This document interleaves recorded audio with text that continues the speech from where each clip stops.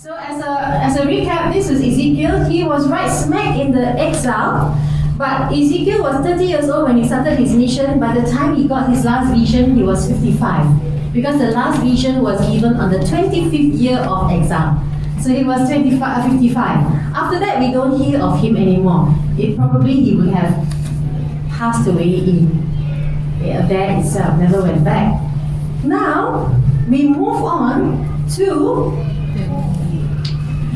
From Kebar River, there was Ezekiel. Now we are going to move north to the city of Babylon. We are going to come across two main castes. This will be the Gen Z of today. Not even Gen Y, the Gen Z of today. Daniel and his friends. Then we are going to meet this main character or the main caste actually in the book of Daniel. And what is his name? Nebuchadnezzar, or this is in the Hebrew Nebuchadnezzar. This name is going to be mentioned many times in the book of Daniel. How many of you have ever gone through the book of Daniel? When you think of the book of Daniel, what do you think of?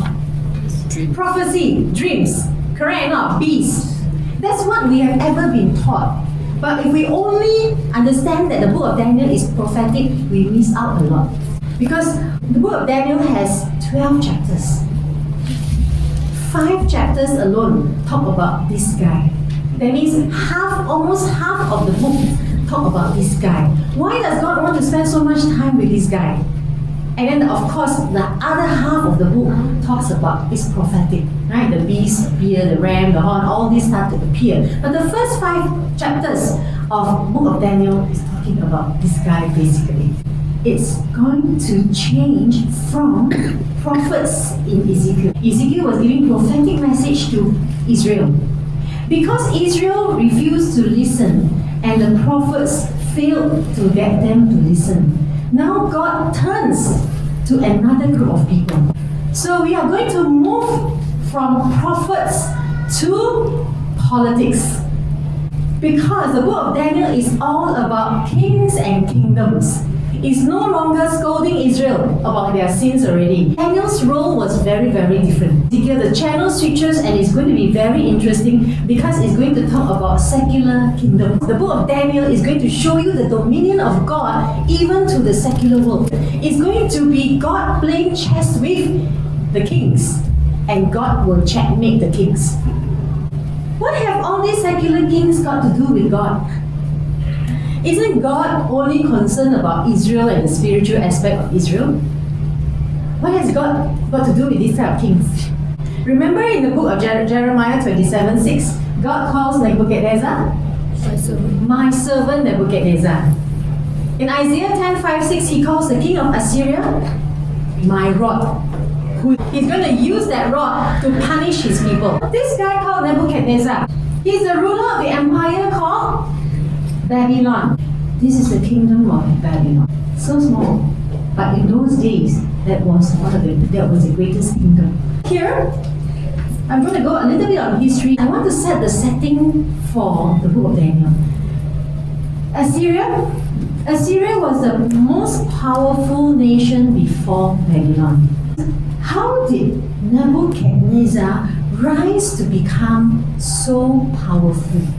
Let's look a bit of history, because this history has a lot to do with the Bible. When I say Assyria, what do you think about? 722 BC, what is that? Assyria captures Israel.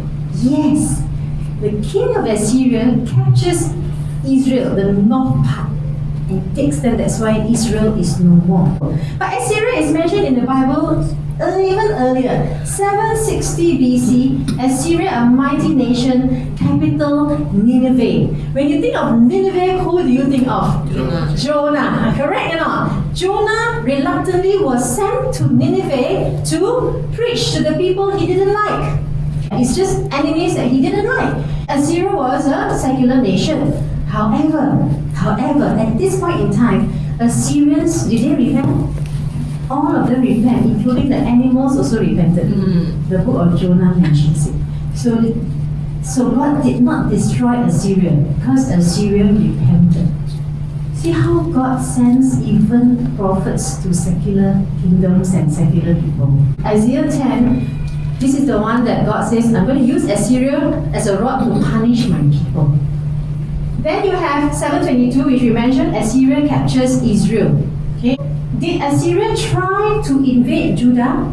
Yes, 705. Sennacherib, this one you might be familiar with this name if you read Isaiah, failed to capture Judah because King Hezekiah prayed to the Lord. Prayed to the Lord on that day itself, 187,000 Assyrian soldiers were killed. Why did Assyria not manage to capture Judah? Because of God's protection. Very clearly. And because King Hezekiah was a good king, he prayed. He just fell prostrate and prayed and begged God. And all of them, I give you Bible references. Then, 640 BC, the book Nahum is in one of the minor prophets. So God again sends the prophet Nahum to Nineveh to warn Assyria. 3 chapters only, very simple, the book of Nahum, talking about Nineveh, the destruction of Nineveh and the sins of Nineveh. So for the 100 years, after they repented, Assyrian or Nineveh went back again.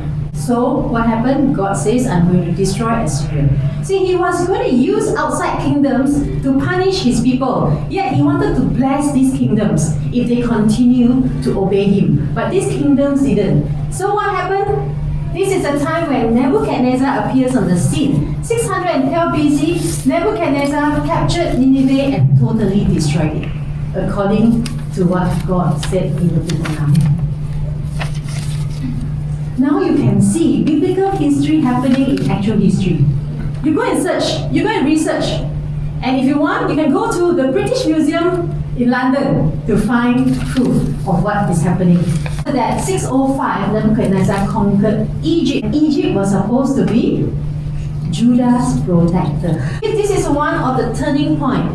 Nebuchadnezzar continued to build his kingdom. So we start our story here. Okay, 605 BC, when Nebuchadnezzar went up on the throne and he conquered Egypt, who is Judah's protector. So who do you think will be the next one he will come after? So let's open the book of Daniel. Who wrote the book of Daniel? Who wrote the book of Daniel? Daniel. What language was it written in? Aramaic? Hebrew and Aramaic. Okay, so we're going to discuss why Daniel uses 2 types of languages, Aramaic and Hebrew. How many chapters are in the book of Daniel? 12 chapters. I just told you. 12 chapters out of 12 chapters, 5 chapters talks about Nebuchadnezzar. Are the chapters in chronological order? That means the event happens next chapter, the event happens this way. If you don't know, then you go to chapter 5, 6 and 7, you just read the first verse of it. 5 was started with Belshazzar, and then 6 started saying about Darius, and then 7 we come back to Belshazzar. Right. Chapter 5 talks about the king Belshazzar, who is a Babylonian. Chapter 6 talks about Darius, who is a Mede, it should come later. Chapter 7 goes back to Belshazzar, who is a Babylonian. So you can see that the book of Daniel may not necessarily be in chronological order. So if you want to study the book of Daniel, what should we do? Should we go by chapter, or should we try to arrange it? They talk about this literary structure, exegesis, called chiasm. It's just basically talking about the arrangement of chapters or arrangement of thoughts.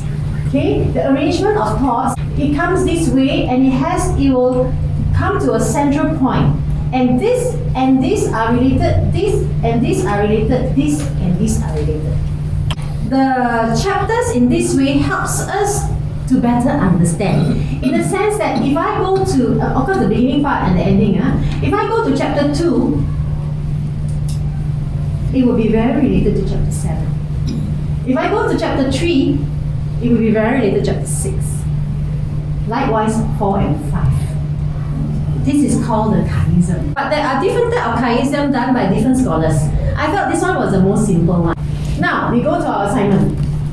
Right, we open the book of Daniel to Daniel chapter 1.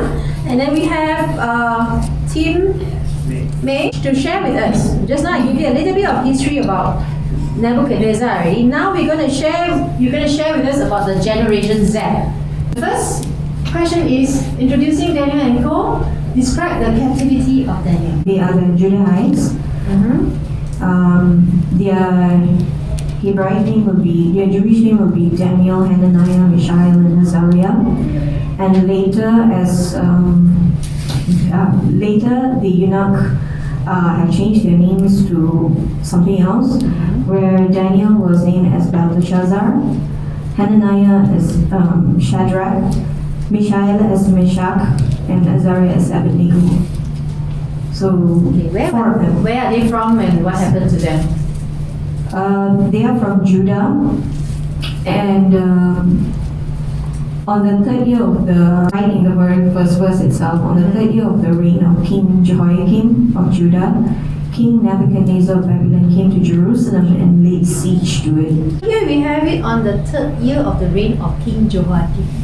So therefore, the king has ruled out to retain some of the young ones to Babylon so that they can serve in the palace to the king, to teach them, to re-educate them the Babylonian way, and the changing of the names and whatsoever was basically to hasten the assimilation of the Babylonian culture, by all these young people. Now let's go to the first verse. In the third year of the reign of King Joachim of Judah. Remember there were two exiles. We studied two. First one was under King what? Joachim, you're right. The second one was 12 years later, King Zedekiah, when the temple was totally destroyed. Kings and Chronicles does not reference this, the Joachim one. It does say Joachim was captured and then the Babylonians took the items from the temple. But it didn't say that they brought anybody. Daniel, they talk about them bringing some of the people to Babylon. And here we know that actually there's three. A mini one during Joachim, and then a bigger one where 10,000 people are taken during Joachim, the son, and then Zedekiah was the biggest one in the sense of the whole destruction of the temple and Jerusalem. Why did they capture Jerusalem?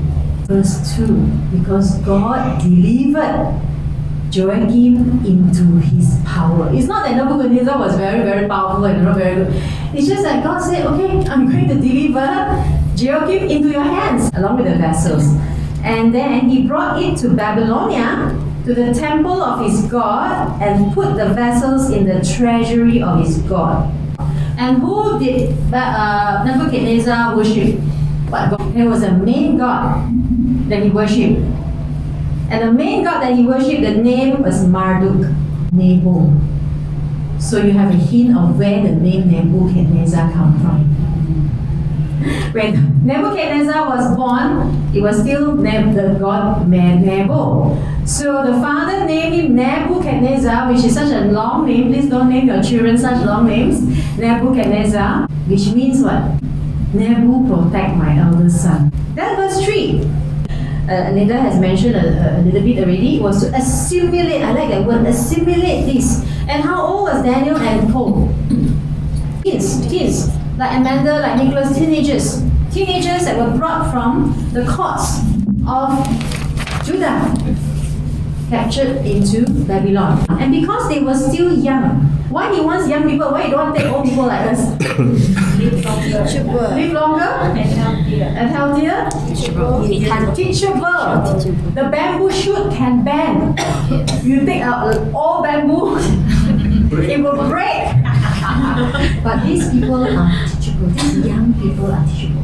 So please don't be frustrated with our young people. We need to teach them.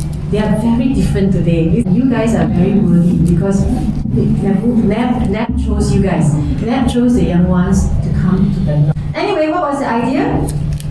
The idea was assimilation, indoctrination.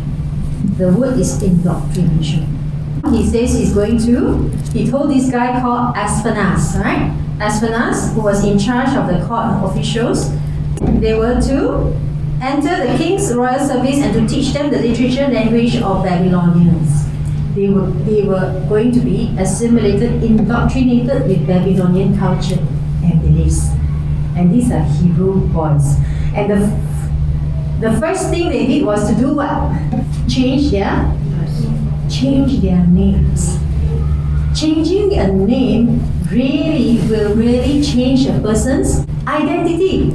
Anybody know what's the meaning of Daniel? God is my judge. Yes, very good.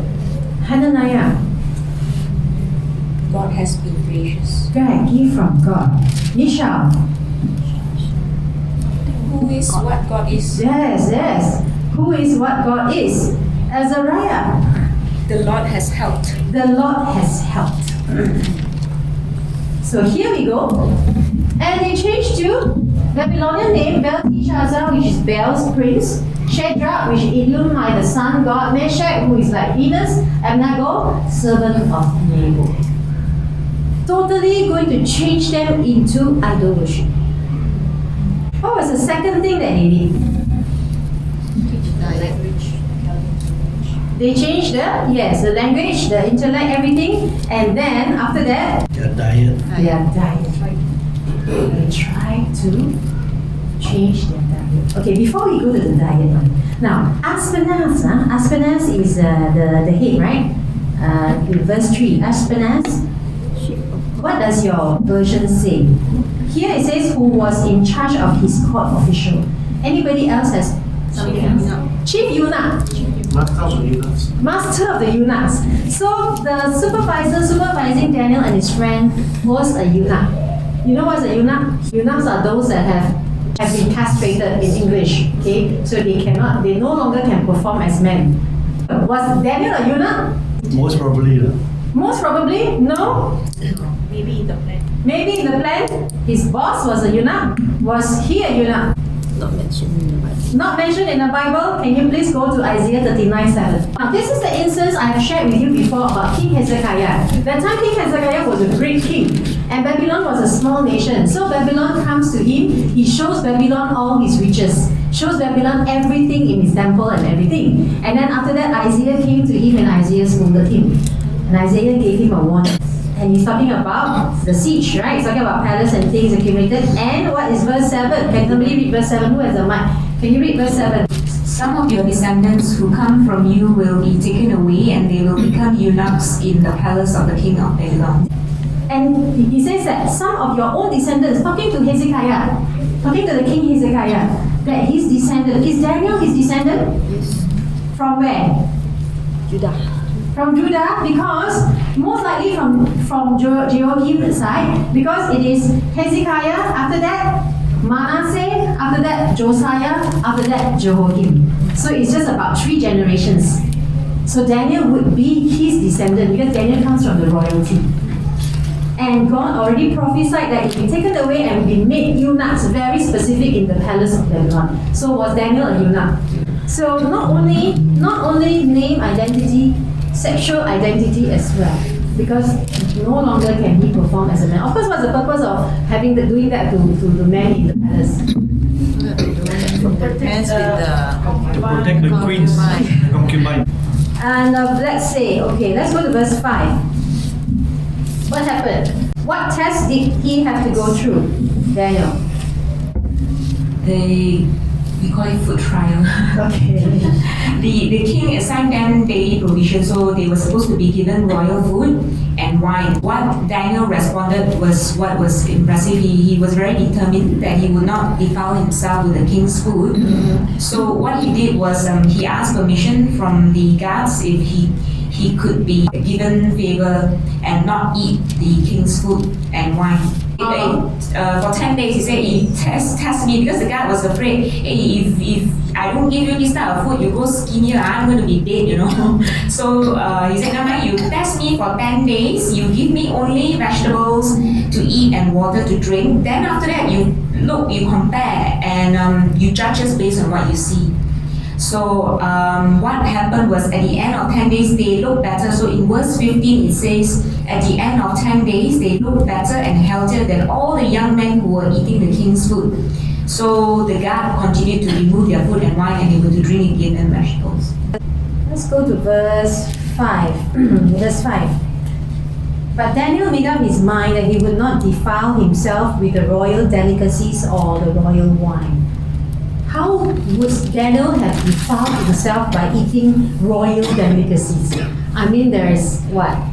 Oysters and lobsters and I don't know what else when you serve royalty. These are delicacies and the royal wine. What made Daniel think that he will defile himself by just eating the food? How does he know it's unclean?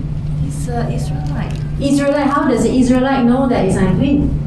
From the law. From the law? From the where? Leviticus. Yes, in terms of our Bible, it's Leviticus 11 and Deuteronomy 14. Always remember that. Okay, that God talks about clean and unclean foods. Because Daniel grew up as a Hebrew boy, okay, Israelite. From young, he would have been taught what can and what cannot be eaten. Because it's written in the Torah, and Pastor said Torah is important, okay? 3 star. It's written there, and it's written 2 times in the book of Leviticus, and then just before they enter the promised land in the book of Deuteronomy. Moses kept reminding them. So, do you think Daniel knew? Daniel knew. Okay. The other reason that some of the scholars, if you go and do research, is that they say that because some of them don't believe in the clean and unclean, they say, oh, this one is because all the food was offered to idols. Which, so it's 2 parts as well. There are some food that was offered to idols, and of course the royal wine. So he purposed in his heart. How do you purpose in your heart?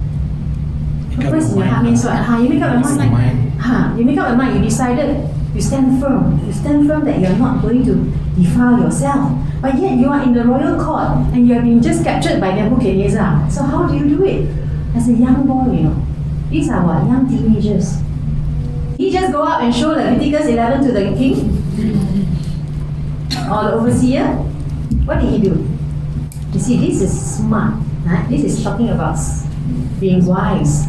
What did he do? Yes, he asked permission. But Daniel, maybe he has a little bit more. God gave him a bit more intelligence, and so he requested, and he gave alternative. And what was the alternative? Vegetable water for 10 days. Could you survive on vegetable and water for 10 days? And of course, the overseer was very, very scared because he was, now those days, if you disobey the king, what happens? Yeah, no question asked, no court, no employer, labor court and all that. Those days, you just go like this. Off you go. So what happened after 10 days? Verse 15, they looked better and their bodies were healthier than all the young men who had been eating the royal delicacies. Was it the vegetables that made them healthy? Yes. Yes? No? God's provision, God's intervention. Verse 17, God gave these 4 young men knowledge and understanding in every kind of literature and wisdom. And Daniel had insight into all kinds of visions and dreams. So was it the vegetables that made them smart and intelligent and healthy?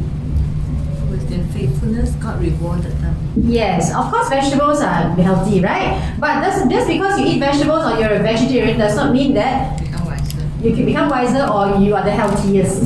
It's still God's grace whether God wants to let you live a good life or God wants you to have illness or things like that. Because of their faithfulness, God endowed them with all the knowledge and skill which Nebuchadnezzar was looking for. God gave them the things that Nebuchadnezzar was looking for in them. And that was knowledge, skill, and wisdom. And of course for Daniel, it was an insight into kinds of dreams and visions. Daniel was not a prophet. Daniel was just a young man. But that's why the book of Daniel is not classified under the prophets, correct not, Pastor? It's classified under the writings. As far as the Hebrew people are concerned, it's under Ketuvim, the writings, not prophet. Right, so what happened to them? They gave them wisdom and all that. and they entered the king's service. This is in chapter 9, verse 19. And in every manner of wisdom and insight, the king asked them about. He became the king's advisor in a very short time, because he found them to be 10 times better than any of the other magicians and astrologers in the entire empire. And here it gives a hint how long Daniel lives. 21? Daniel remained there until the first year of King Cyrus. Okay. That means Daniel actually lived until they came up, they almost went out of the exile. Because King Cyrus was the one who allowed them to go back. So Daniel was there for like example, he's 15 years old, 70 years in exile. He lived a long life. He lived a long life. Even at the end of his life, he was still having visions. Oh, what faith lesson can we learn? Thanks, Linda. What faith lesson can we learn? I think basically remain faithful to God and he will be rewarded and blessed. Now we go to another interesting encounter that these boys had. Number 3 is about the 3 friends. What happened in Daniel chapter 3? Who has it? What was the king's command? The king commanded that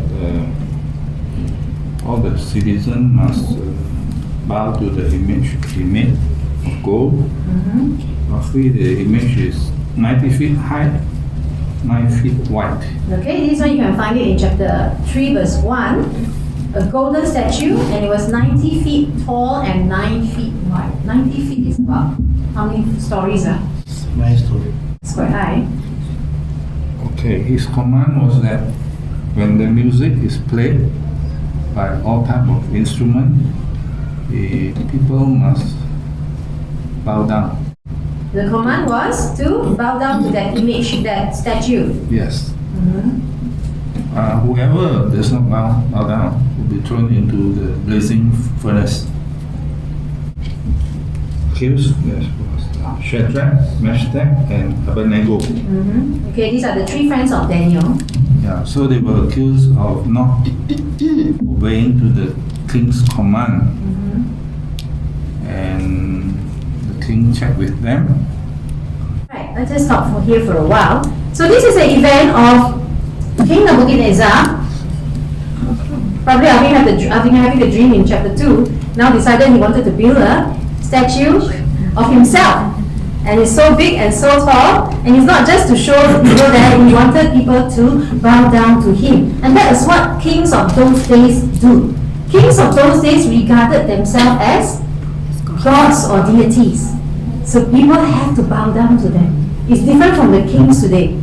He asked all the officials, who are they? The satraps, the prefects, the governors, the councillors, the treasurers, the judges, the magistrate, and all the other provincial authorities assembled for the dedication of the statue that King Nebuchadnezzar had erected. So he has done the statue, now he wants to have an opening ceremony. And those that do not bow down will be thrown into the furnace of fire. So that was fine until who came forward? Verse 8. Some Chaldeans or Babylonians took occasion to come forward and maliciously accuse the Jews.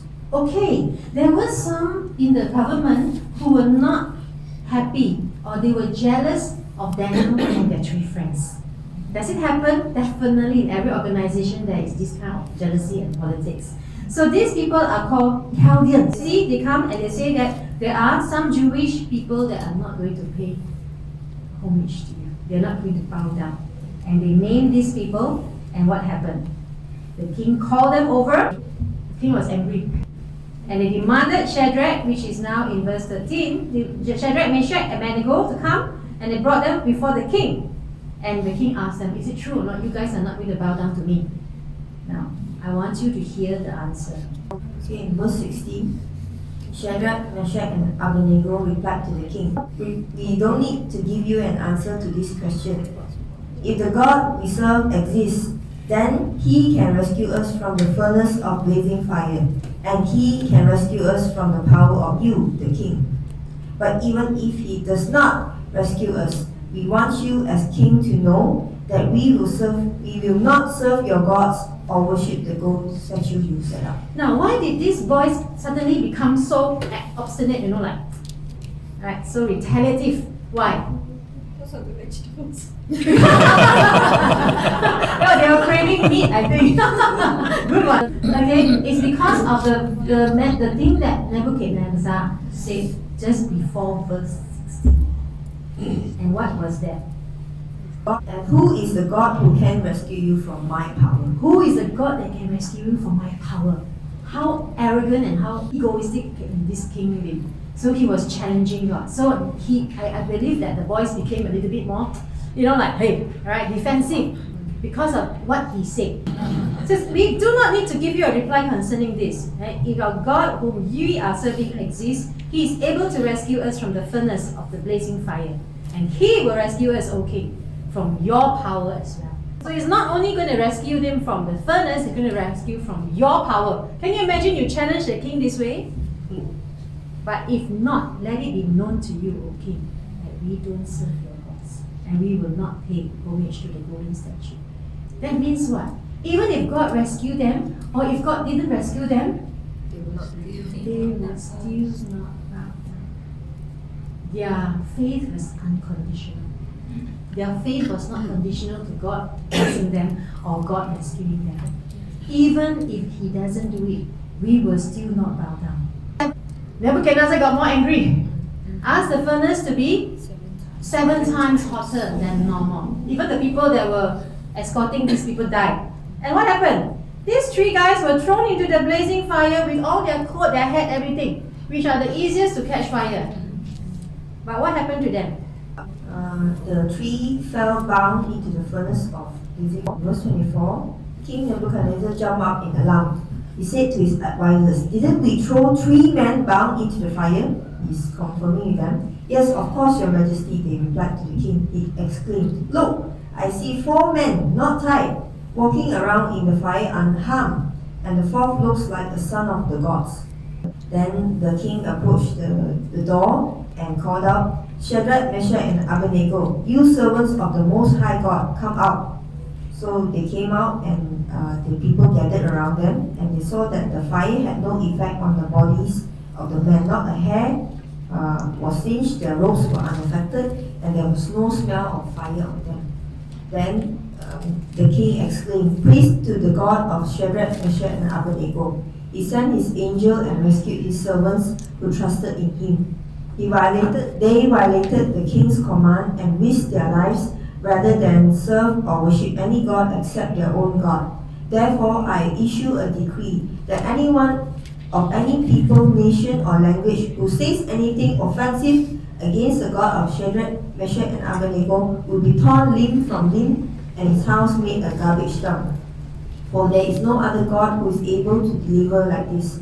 Then the king rewarded the 3 men in the province of Babylon. Right, so they were promoted. So what happened? What happened in the furnace? They saw a 4th figure. And who was that 4th figure? Doesn't say it's Jesus, but Nebuchadnezzar saw and said that it was like the Son of God. But what is the purpose of this 4th person appearing?